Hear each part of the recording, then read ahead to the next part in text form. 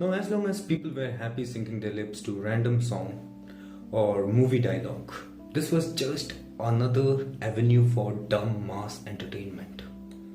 However, once the non-state players and enemies of the people began using TikTok as a means to promoting disinformation to scuttle India's fight against coronavirus, this became a matter of national security. Here is a sample for you. A Delhi-based digital lab, Voyager Infosec, analyzed around 30,000 TikTok videos spread over 7 days and came to a conclusion that almost all these videos were aimed at spreading disinformation to mislead the Muslim community. The videos posted on TikTok suggested that the Muslims need not practice social distancing, wear a mask or wash their hands. The videos suggested the Muslims to abandon all the precautionary measures as instituted by the government of India in the fight against coronavirus. Now, according to Voyager Infosec, it has identified a set pattern of targeted disinformation to mislead Muslim youth, and it has submitted the report to the Ministry of Home Affairs as well. Now, what are these videos, you may ask? One video shows a teenager calling the pandemic Allah's NRC.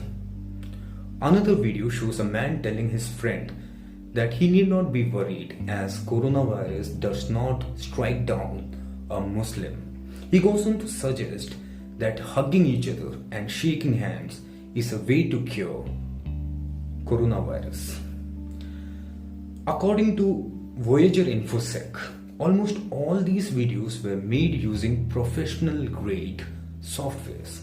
And once these videos were uploaded, the original account was deleted after it became viral and was posted on other social media platforms.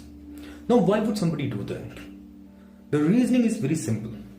The uploaders did not want to leave any digital footprint which could be traced back to them. Another important facet of this video spree is most of these videos seem to be made in Pakistan or some other Middle East country and were made in Urdu. Later on, these Urdu videos were given a Hindi voiceover to cater to the Indian audience. Now, what was the rationale behind this? The rationale was quite simple. Some people or some organization or some country did not want India to be united at a time of crisis. Now, TikTok has issued a press statement saying that it is pulling down all the questionable videos and deleting the accounts that uploaded such videos. Now, given China's dubious track record on human rights and transparency, there is little wonder when Beijing-based ByteDance, which is the parent company of TikTok, refuses to divulge the details, the number of such accounts identified and the videos to be pulled down. So, is it only me that is wondering if there is a Pakistan-China connection? One exports terrorism and other exports virus. So why would these two countries combine to undermine India's unity? That's a question that needs thorough analysis. To get a glimpse of answer, we have to understand two doctrines. One is the 1,000-year war and the other is bleed India with 1,000 cuts. What is this 1,000-year war doctrine, you may ask? This was a theory propounded by Pakistan's former Prime Minister Zulfikar Ali Bhutto, who was willing to invest even 1,000 years, if needed, to defeat India. However, his plans never came to fruition because within a decade he was hanged till death. When General Zia-ul-Haq took over the helm of Pakistan, he tempered the 1,000-year war doctrine with his cunningness and villainy and transformed it into the theory of bleed India with 1,000 cuts. Now, how do you bleed India with 1,000 cuts? The aim, the intention was to tap the various fault lines, religious, spiritual, economic, social, that was pockmarking India and transforming them into flashpoints. As part of this agenda, a minority community was selected and systematically, covertly brainwashed into believing that it was discriminated against in India. It was being victimized. It was being denied its due rights. Ably supported by a very inefficient Indian establishment and right-wingers who went overboard, this feeling was cemented over the years. Now, this bleed India with thousand cuts doctrine is not as simple as it may sound. This is the fifth generation hybrid war, wherein the war is not confined to a theater of war. It is spread across the geographical entity that our country is. It is being fought in the bank accounts of yours and mine. It is being fought in the share market. It is being fought in the educational institutions. It is being fought everywhere.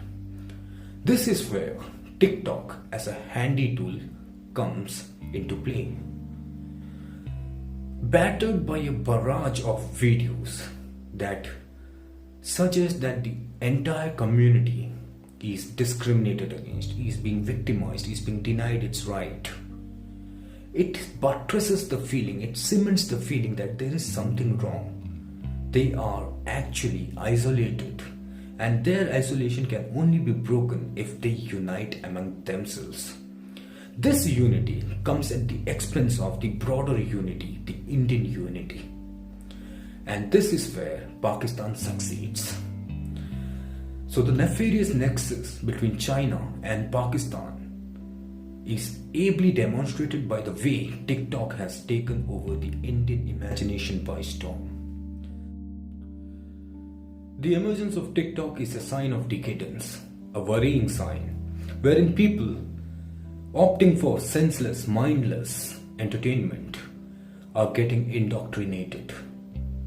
This is where the ruling establishment, the official machinery, should go into an overdrive to build confidence among the minorities, the marginalized, and make them believe that their sacrifices to build this country has not been forgotten and shall not be forgotten. This is the time to unite the population in the fight against a dreaded army that cannot be seen. We cannot let a failed state in Pakistan and a rogue state in China dictate terms to us. If they can indoctrinate the people by peddling lies, we can build the confidence of our minorities by giving them ample proof of unity and care. Thank you.